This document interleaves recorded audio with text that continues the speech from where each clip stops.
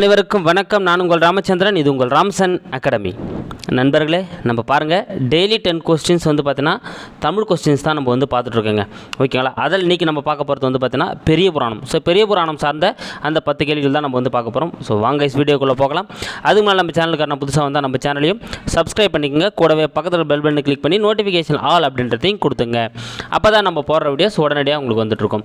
ஓகேங்களா? சரிங்க. நம்ம அதுக்கு முன்னால் லாஸ்ட் வீடியோவில் ஒரு கொஸ்டின் கொடுத்துருந்தோம். அதுக்கான ஆன்சர் இங்கே பார்த்துலாம் பாருங்கள். ஸோ ஆல்ரெடி நம்ம கம்பராமாயணம் சேர்ந்த இது ஒரு டிஎன்பிசியில் கேட்கப்பட்ட கேள்விகள் நம்ம வந்து போட்டிருக்கோங்க. ஓகேங்களா? ஸோ அது உங்களுக்கு பார்த்துருந்தீங்கன்னா அதுக்கான ஆன்சர் தெரிஞ்சிட்ருக்கும்.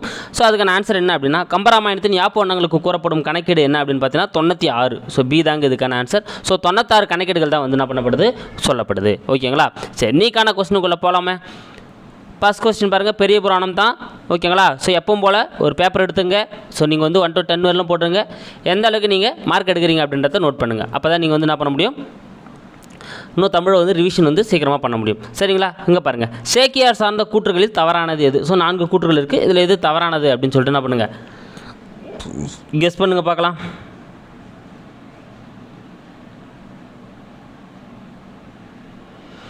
சூப்பர். நேரம் நீங்கள் கெஸ் பண்ணிட்டு இருப்பீங்க. இதுக்கான ஆன்சர் என்ன அப்படின்னு வந்து பார்த்தீங்கன்னா டி தாங்க இதுக்கான ஆன்சர். ஏன்னாங்க டி தான் தவறாக இருக்குது. ஓகேங்களா? ஸோ 1லேருந்து பார்க்கலாம் பாருங்கள். பிறந்த ஊர் குன்றத்தூர். ஆமாங்க. ஸோ காஞ்சிபுரத்தில் இருக்கக்கூடிய அந்த குன்றத்தூர் அப்படின்ற இடத்துல தான் வந்து என்ன பண்ணுறாரு, இவர் வந்து பிறக்கிறாரு. கரெக்ட் தான். இவரோட இயற்பெயர் வந்து பார்த்தீங்கன்னா அருண்மொழி தேவர். ஆமாங்க. சேக்கியாரோட இயற்பெயர் அருண்மொழி தேவர் தான். கரெக்ட் தான். இவருடைய காலம் கிபி 12ஆம் நூற்றாண்டு. ஆமாங்க. இவர் எந்த நூற்றாண்டை சேர்ந்தவர், 12ஆம் நூற்றாண்டை சேர்ந்தவர் தான். ஓகேங்களா? ஸோ கம்பர் இவங்களாம் வந்து பார்த்தீங்கன்னா சம காலத்தவராக தான் வந்து கருதப்படுறாங்க. ஓகேங்களா? அப்போ காலம் வந்து கிபி 12ஆம் நூற்றாண்டு. இவரோட பதவி குலோத்துங்க சோழன் தலைமை அமைச்சர் அப்படின்றது வந்து தவறுங்க. ஏங்க, ஏன்னா யார்கிட்ட தலைமை அமைச்சராக இருந்திருப்பாருன்னா அனபாய சோழன். ஓகேங்களா? ஸோ அனபாய சோழன் கிட்ட தான் என்ன பண்ணியிருப்பார், இவர் வந்து தலைமை அமைச்சராக வந்து இருந்திருப்பார். ஸோ 4மே ரொம்ப முக்கியமானது. அவர் பிறந்த ஊர் குன்றத்தூர், இயற்பெயர் அருண்மொழி தேவர், காலம் கிபி 12ஆம் நூற்றாண்டு, அனபாய சோழனிடம் தலைமை அமைச்சராக இருந்திருப்பாரு. ஓகேங்களா? சரி, 2வது கொஸ்டின் பார்க்கலாம் பாருங்க. இதுவும் ரொம்ப முக்கியம். ஆல்ரெடி நிறைய முறை கொஸ்டின் கேட்டிருக்காங்க. பக்தி சுவை நனி சொட்ட சொட்ட பாடிய கவிவளவ என சேக்கியாரை புகழ்ந்தவர் யார்? பக்தி சுவை நனி சொட்ட சொட்ட பாடிய கவிவளவ என சேக்கியாரை புகழ்ந்தவர் யார்? ஸோ ஈஸியாகவே இதுக்கான ஆன்சர் எடுத்துகிட்டு இருப்பீங்க. இதுக்கான answer C, Mahavidwan Meenakshi Sundaranar. So Mahavidwan Meenakshi Sundaranar தான் எப்படி புகழ்ந்திருப்பார், பக்தி சுவை நனி சொட்ட சொட்ட பாடிய கவிவளவ அப்படின்னு சொல்லிட்டு பண்ணியிருப்பார். சேக்கியாரை வந்து பாடியிருப்பார். ஓகேங்களா? அடுத்து 3rd கொஸ்டின் பார்க்கலாம் பாருங்கள். பெரிய புராணத்தில் உள்ள காண்டம், சருக்கங்கள் மற்றும் பாடல்கள் முறையே. ஓகேங்களா? அப்போ பாருங்கள், பெரிய புராணத்தில் எத்தனை காண்டங்கள் இருக்குது, எத்தனை சருக்கங்கள் இருக்குது, எத்தனை பாடல்கள் இருக்குது. ஸோ இதுக்கான ஆன்சரை கெஸ் பண்ணுங்கள்.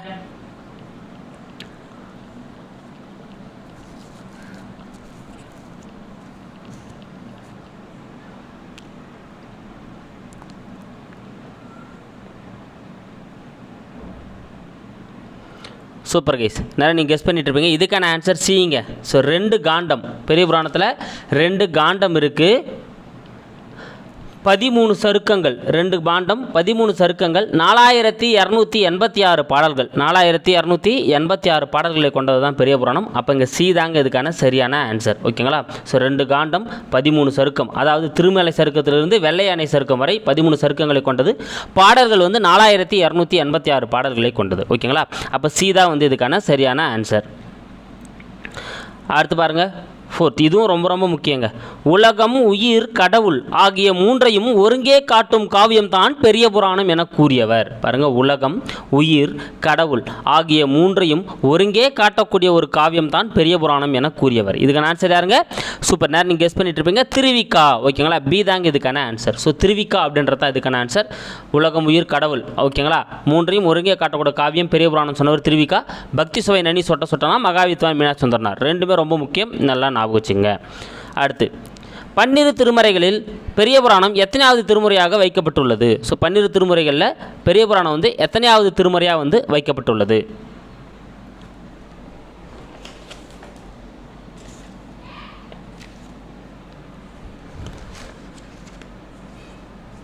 Super guys. இதுக்கான ஆன்சர் என்னதுங்க? 12ஆம் திருமறை.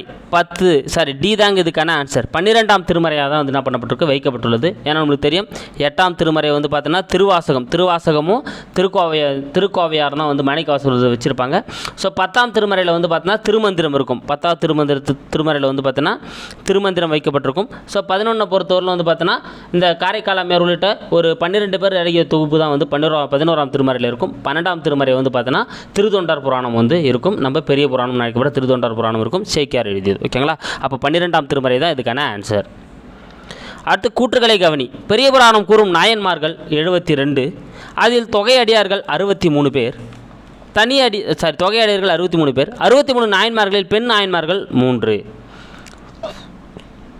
ஸோ ஆப்ஷன்ஸ் இருக்குது, ஈஸியாக கெஸ் பண்ணுங்கள். சூப்பர். இதுக்கான ஆன்சர் என்னதுங்க, சி தாங்க இதுக்கான ஆன்சர். 1, 3 சரி, கூற்று 2வது வந்து தவறுங்க. ஓகேங்களா, ஏன்னா பெரிய புராணம் கூறக்கூடிய நாயன்மார்கள் வந்து 72 கரெக்டு தாங்க. பெரிய புராணம் கூறக்கூடிய நாயன்மார்கள் வந்து மொத்தம் 72 தான். ஓகேங்களா, அதில் தொகையடியார்கள் எத்தனை பேர்னா 9 பேருங்க. ஓகேங்களா, ஸோ தனியடியார்கள் தான் 63 பேர். ஓகேங்களா, அப்போ தனியடியார்கள் தனியாக இருந்தவங்க தான் அதிகம் பேர், தொகையாக இருந்தவங்க கம்மியான பேர். அப்போ தொகையடியார்கள் 9 பேர், தனியடியார்கள் வந்து 63 பேர். அப்போ இங்கே தனியடியார்கள்னு வந்திருக்கணும். ஸோ அதனால் கூற்று 2 வந்து தவறாக இருக்குது. அந்த 63 நாயன்மார்களில் பெண் நாயன்மார்கள் வந்து 3 பேர், காரைக்கால் அம்மையார், இசைநாணி, மங்கையர் கரசியார் அப்படின்னு சொல்லிட்டு பார்த்தீங்கன்னா 3 பெண் நாயன்மார்கள் வந்து இருந்திருப்பாங்க. ஓகேங்களா, அப்போ 1வது கூற்றம் 3வது கூற்றம் சரியாக இருக்குது. 2வதுல என்ன வந்திருக்கணும், தனியடியார்கள் தான் 63 பேர், தொகையடியார்கள் 9 பேர் வந்திருக்கணும். ஓகேங்களா, அடுத்து அப்புதி அடிகளிடம் தவறான கூற்று எது? ஸோ பாருங்கள், அப்புதி அடிகளை பற்றி கூற்றுகள் இங்கே சுருக்கப்பட்டிருக்கு. அதில் தவறான கூற்று எது அப்படின்றத நீங்கள் வந்து கெஸ் பண்ணணும்.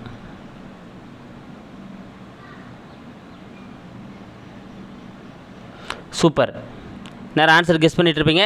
டி தாங்க இதுக்கான ஆன்சர். ஓகேங்களா, ஒன்று ஒன்றா பார்த்துட்டு வரலாம் பாருங்கள். இவர் திங்களூரில் பிறந்தார். ஆமாங்க, அப்புதடிகள் வந்து திங்களூரில் பிறந்திருப்பார், கரெக்டு தான். தம் மக்கள் நிறைக்கோள் தண்ணீர் பந்தல் அனைத்திற்கும் திருநாவுக்கரசனை பெயர் வச்சிருப்பார். ஆமாங்க, இவர் என்ன பண்ணியிருப்பார், தம் குழந்தைங்களாக இருக்கட்டும், திணைக்கோளாக இருக்கட்டும், அங்கே தண்ணீர் பந்தலாக இருக்கட்டும், எல்லாத்துக்குமே திருநாவுக்கரசு அப்படின்ற பேர் தான் வந்து அவர் வச்சிருப்பார். ஓகேங்களா, அதுவும் கரெக்டு தான். ஸோ களவு, பொய், காமம், சினம் நீங்கியவர். ஆமாங்க, ஸோ களவு, காமம், பொய், சினம் போன்ற குற்றங்களை நீங்கியவர் தான் அப்புதடிகள். இதுவும் கரெக்டு தான்.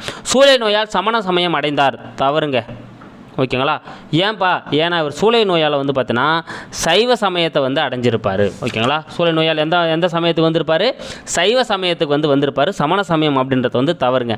ஓகேங்களா, அப்போ சைவ சமயம் வந்திருக்கணும். அதனால் டி தாங்க வந்து சரியான ஆன்சர். அடுத்து நம்ம பார்க்க போகிறது இது ரொம்ப ரொம்ப ரொம்ப முக்கியங்க, ரொம்ப ரொம்ப ரொம்ப வெரி வெரி இம்பார்ட்டன்ட். ஓகேங்களா, ஏன்னா நீங்கள் பெரிய புராணத்தை பொறுத்தவரையில் வந்து பார்த்தீங்கன்னா ஒரு 2 கேள்வி ரிப்பீட்டடாக கேட்டுகிட்டே இருப்பாங்க. எங்குறைவீர் நீர்தாம் யார், யார் யாரிடம் கூறியது? எங்குறைவீர் நீர்தாம் யார், யார் யாரிடம் கூறியது?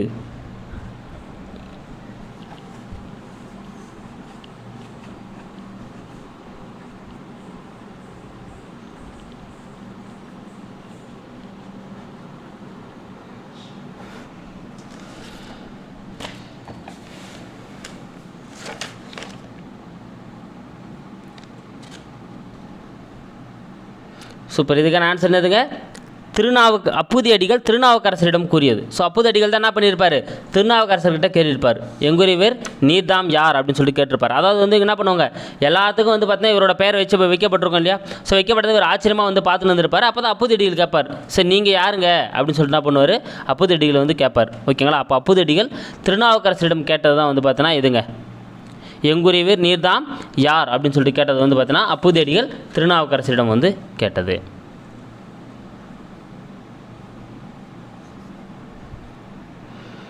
இதிலே இன்னொரு கொஸ்டின் கேட்பாங்க கைஸ், அது இன்னும் ரொம்ப ரொம்ப முக்கியம்.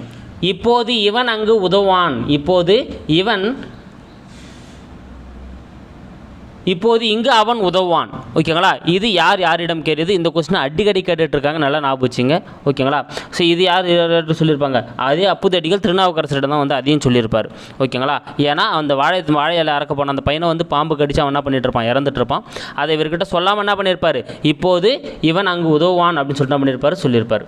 ஓகேங்களா, அப்போ அதுவும் அப்புதி அடிகள் திருநாவுக்கரசிடம் கூறியதான், அதனால் ஞாபகம் வச்சுங்க. சரி, அடுத்த கொஸ்டின் பார்க்கலாம் பாருங்கள். திருநாவுக்கரசு பாம்பின் விடத்தை போக்க பாடிய பாடல். ஸோ திருநாவுக்கரசு என்ன பண்ணியிருப்பார், அந்த பாம்போட விஷத்தை, அந்த பையன் மூத்த திருநாவுக்கரசு பாம்பு கடிச்சு இறந்துட்டு இருப்பான் இல்லையா, அந்த விஷத்தை போக்கிறதுக்காக திருநாவுக்கரசு ஒரு பாடல் பாடியிருப்பார். அந்த பாடல் சூப்பர். இதுக்கான ஆன்சர் என்னதுங்க? ஒன்றுகளாம் என்னும் தொடங்கும் பாடல். ஸோ ஒன்றுகளாம் அப்படின்னு தொடங்கும் பாடலை பாடிதான் என்ன பண்ணியிருப்பார்? அந்த பாம்போட விஷத்தை வந்து என்ன பண்ணியிருப்பார்? போக்கியிருப்பார். ஓகேங்களா? ஸோ இது உலகலாம் அப்படின்றது ரொம்ப முக்கியம். இதை ஞாபகம் வச்சுங்க. ஏன்னா உலகலாம் அப்படின்னு அடி எடுத்து கொடுக்க அது பாடப்பட்ட பாடல் தான் வந்து என்னதுங்கன்னா பெரிய புராணம். ஓகேங்களா? ஸோ உலகலாம் அப்படின்னு சொல்லிட்டு அடி எடுத்து கொடுக்க அது பாடப்பட்ட பாடல் தான் என்னதுங்க? பெரிய புராணம். தில்லை நடராச பெருமானால் உலகலாம் அப்படின்னு அடி எடுத்து கொடுக்கப்பட்டு அதனால் பாடப்பட்ட பாடல் தான் பெரிய புராணம். இது அங்கே வரும். ஒன்றுகளாம் எங்கே வரும்னு பார்த்தீங்கன்னா பாம்பு விடத்தை போக்குறதுக்காக பாடப்பட்ட பாடல் தான் ஒன்றுகளாம். பெரிய புராணத்தின் சிறப்பு பெயர்களில் பொருந்தாதது எது? ஸோ பெரிய புராணத்துக்கு இருக்கக்கூடிய சிறப்பு பெயர்களில் பொருந்தாதது எது? இயற்கை அன்பு, திருத்தொண்டர் மாக்கதை, தமிழின் முதல் கள ஆய்வு நூல், பொதுமை காப்பியம்.